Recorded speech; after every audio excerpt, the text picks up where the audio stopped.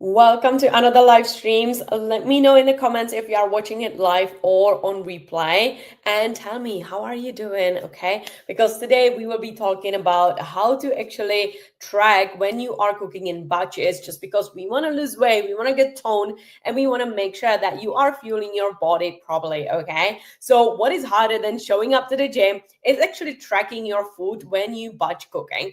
And this is why we are here today because I'm going to provide you all the value that you need.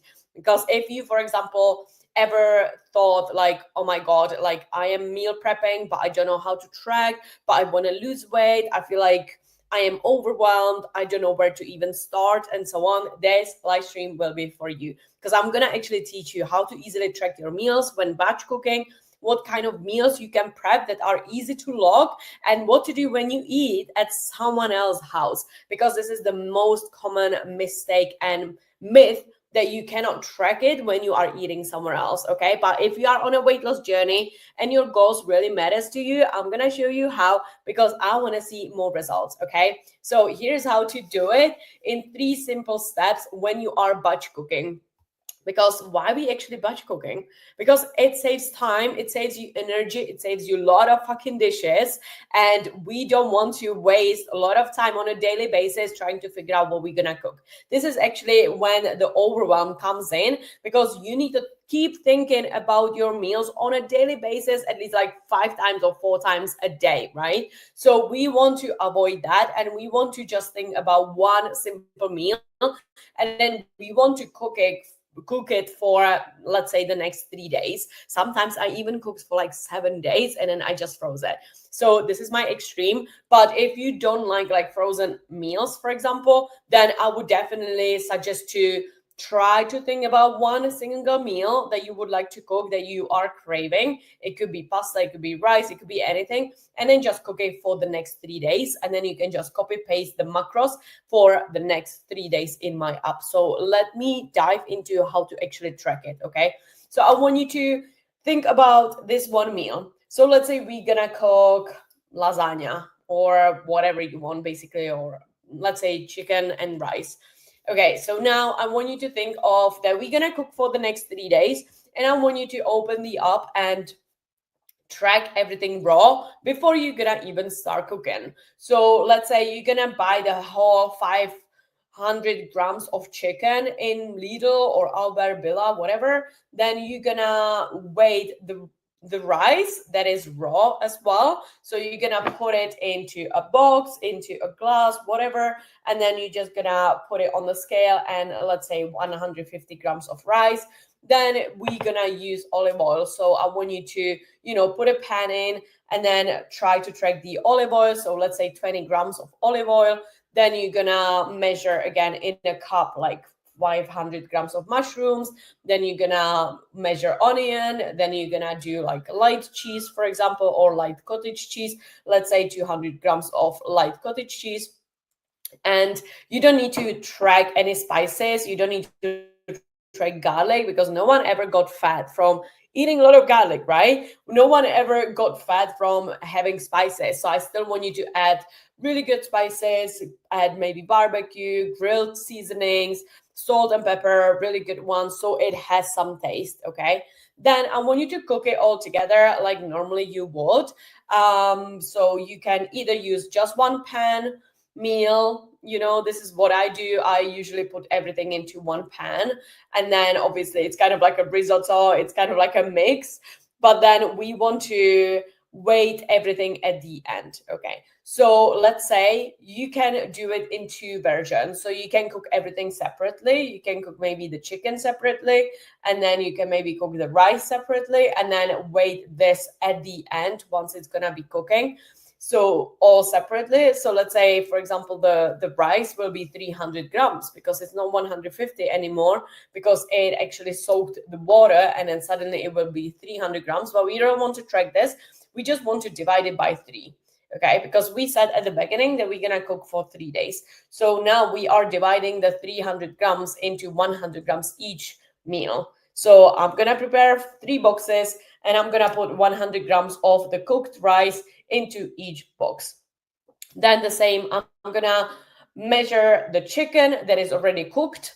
I'm gonna put it like on a side, and then it will be, let's say, instead of 500 grams, because actually the water will reduce, no water, the cooking will reduce the water from the chicken. So instead of 500 grams that you had in the beginning, now it will change the grams to like 400. Okay, so now we're gonna divide it into the 3 boxes. So you're gonna divide 400, let's say, grams into 3, so 100 something, and then you're gonna put 100 something into each box. Okay, then you're gonna measure the veggies, or you're just gonna take a teaspoon or tablespoon and then just divide the veggies into 3 boxes. So this is how you can do it. Or what you can do, you can just weigh everything all together, which I wouldn't recommend, to be honest, because you can have like more chicken somewhere else and more chicken like in one box, more rice in one box, and so on. So, but this is like the lazy version. Like if you're gonna weigh everything at once, then you're gonna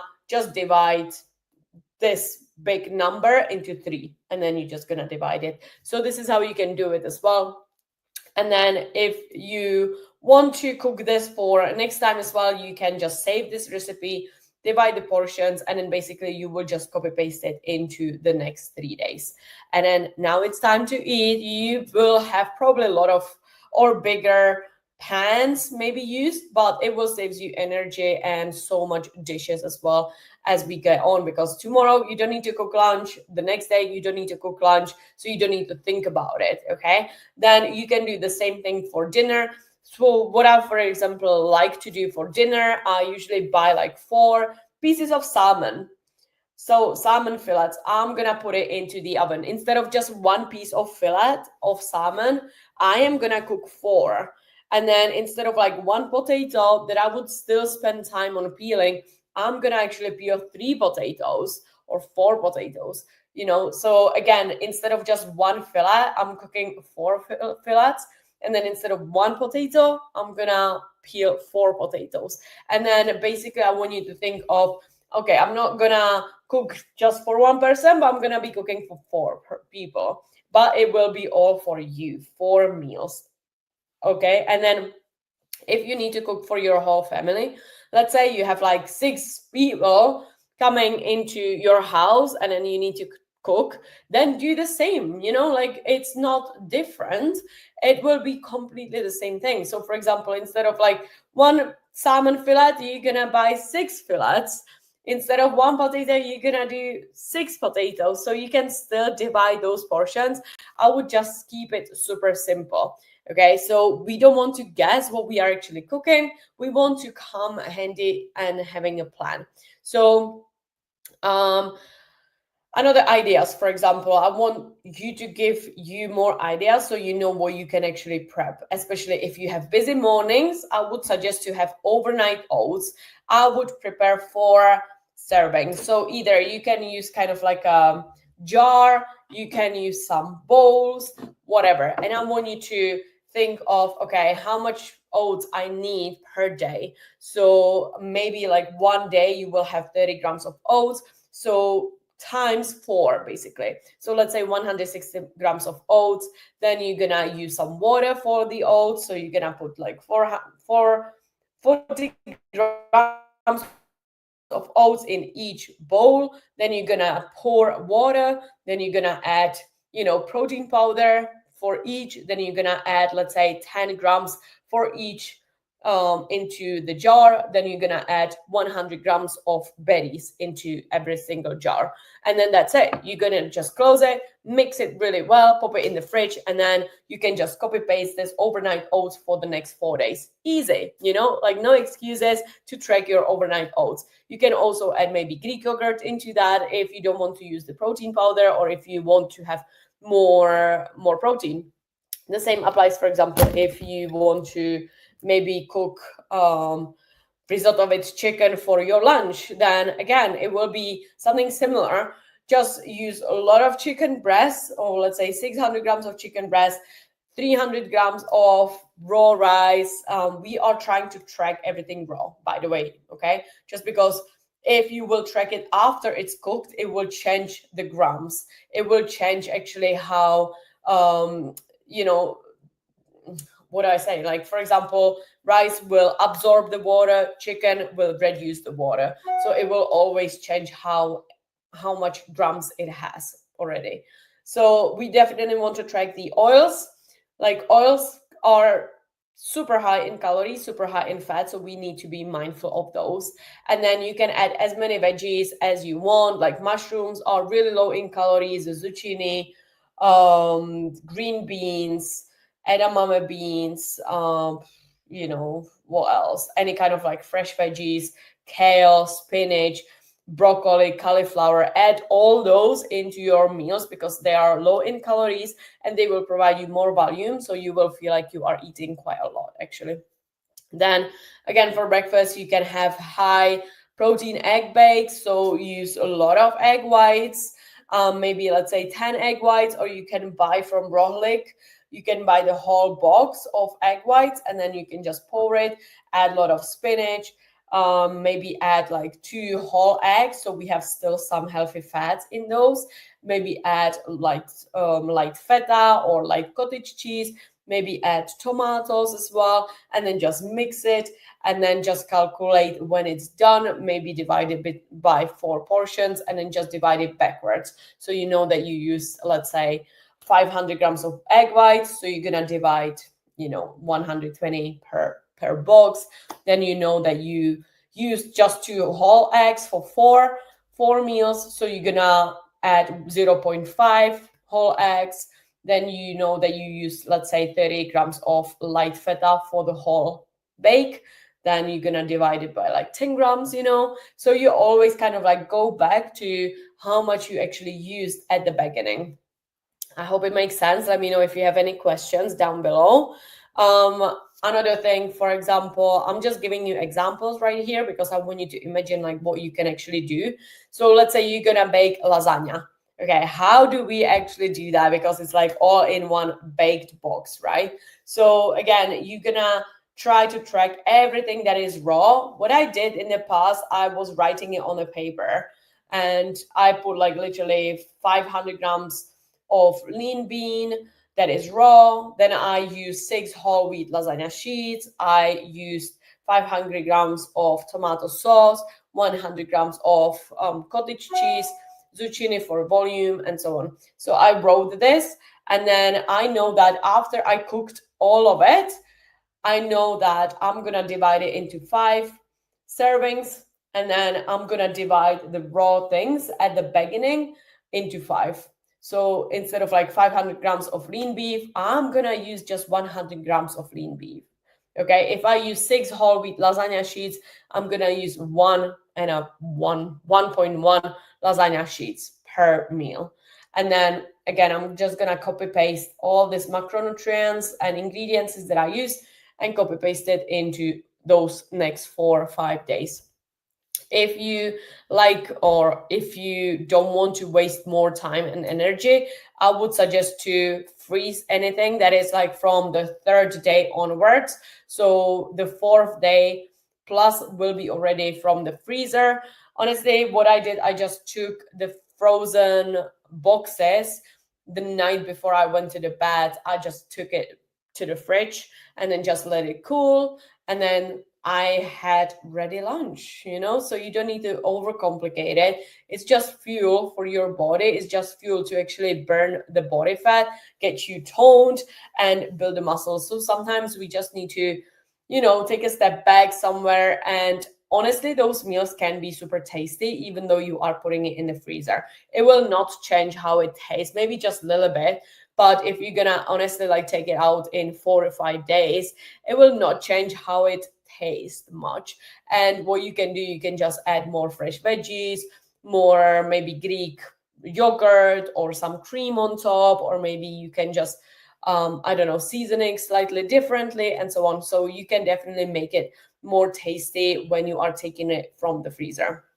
Okay, now let's talk about eating at someone else's house, because yes, you are maybe out for dinner, you are visiting your mom, you are visiting your grandparents, and so on, or you are on a date and they made something homemade and you don't want to be the weirdo with the scale in your purse, right? So let me know in the comments if you've actually had this thought before, like, oh my God, how do I track my mom's food?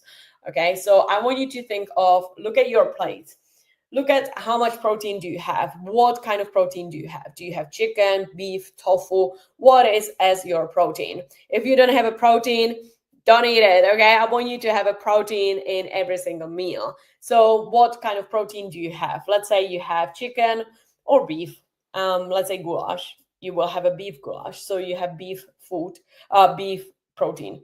Then what kind of carbs do you have? Do you have rice, pasta, potatoes, lentils, chickpeas? Is it pizza, pizza dough? So I want you to definitely say what kind of carbs do you have, and then sauce, fats and sauces. Do you have cheese on top of it? Do you have oil on top of it? You have usually oils everywhere, so definitely track oils no matter what. And then what kind of sauce do you have? And then I want you to just estimate it by using your fingers and palms. So 1 palm will be your protein, okay? Then I want you to think of your fist as carbs.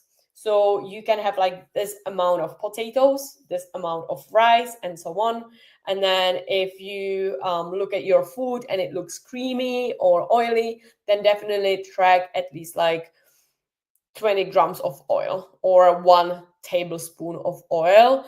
Definitely, if it's like creamy, I would add like double cream. Definitely don't use anything like single or reduced, because they don't usually use reduced or light versions in the restaurants. So definitely use like double cream or mayonnaise as well, like at least 1 tablespoon of mayonnaise and so on.